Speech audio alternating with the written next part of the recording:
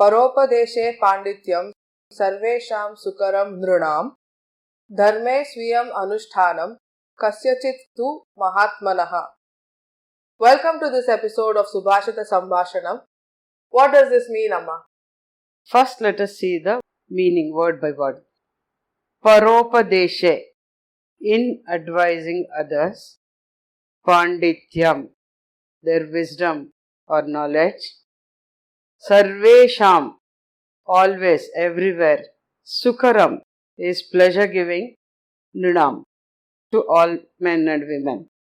Dharme, in the righteous path. sveeyamanuShTaanam, doing their own activities as a matter of routine and always. kashyachiththu, it is seen in very few people. mahaathmanah, they are the great ones. Essentially, this means advising others is easy, and all of us do this. But to perform what is expected of one and what is one's duties in all the spheres of life and not just in one area, that is what only great men are capable of doing. This Subhashitha tells us how we should always behave. The common thing everybody does is tell people, do as what I say, do not do as what I do. But that is the wrong way of life. To go on performing one's duties in all spheres of life, that is, you help others, you do your routine duties by yourself, you always try to raise others above the standards of intelligence or finance and other things, and yet you are smiling, you are unassuming, and you do not crave for publicity. This is the correct way of life.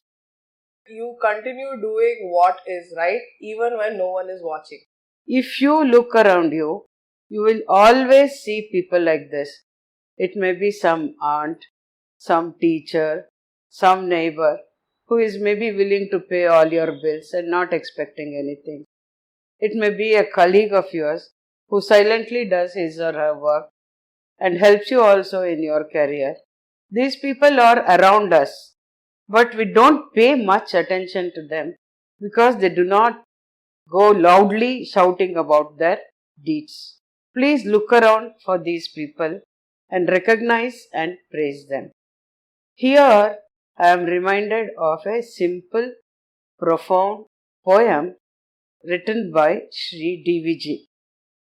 ವನಸುಮದೊಳೆನ್ನ ಜೀವನವು ವಿಕಸಿಸುವಂತೆ ಮನವನನುಗೊಳಿಸು ಗುರುವೇ ಹೇ ದೇವ. ಜಗಕ್ಕೆ ಸಂತಸವೀವ ಘನನು ನಾನೆಂದೆಂಬ ಎಣಿಕೆ ತೋರದೆ ಜಗದ ಹೊಗಳಿಕೆಗೆ ಬಾಯ್ಬಿಡದೆ.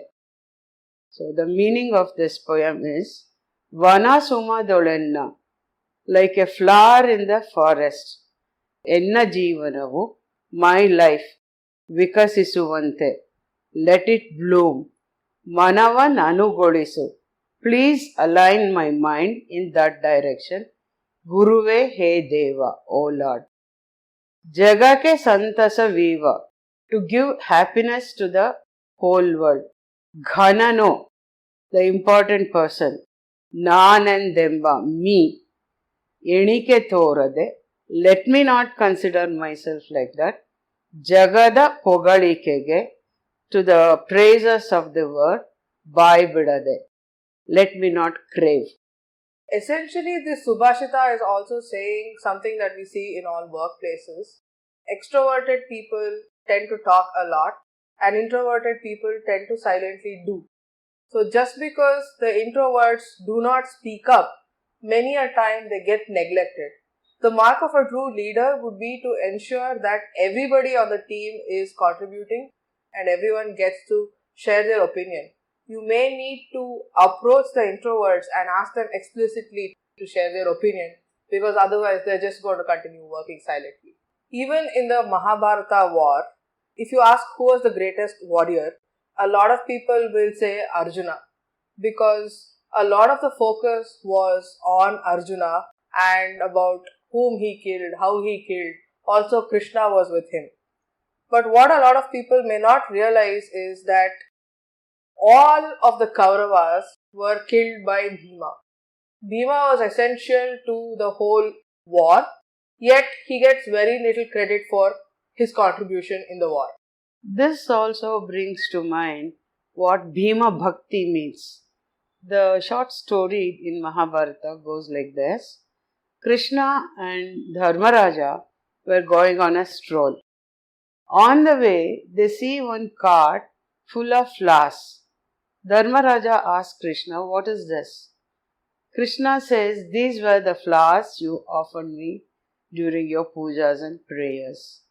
They go on further and then they see a line of carts all filled with flowers. Dharmaraja asks him, "Then whose flowers are these?" Krishna says, "These flowers are from Bhima." Dharmaraja is surprised. He says, "How? I don't see Bhima performing pujas and things." Then Krishna smilingly says, "Whenever Bhima is walking or going anywhere, any tree filled with flowers that he sees, he mentally says, 'I offer these to you.' So that is how there are so many carts of flowers, all by Bhima's pujas, mentally. This again shows that every action need not be demonstrative to others and warrant appreciation. In short, this Subhashita is telling us, do your duties silently. You do not need to blow your own trumpet. Good outcomes will follow by itself, and you will be among the respected lot. That's it for today. See you in the next episode.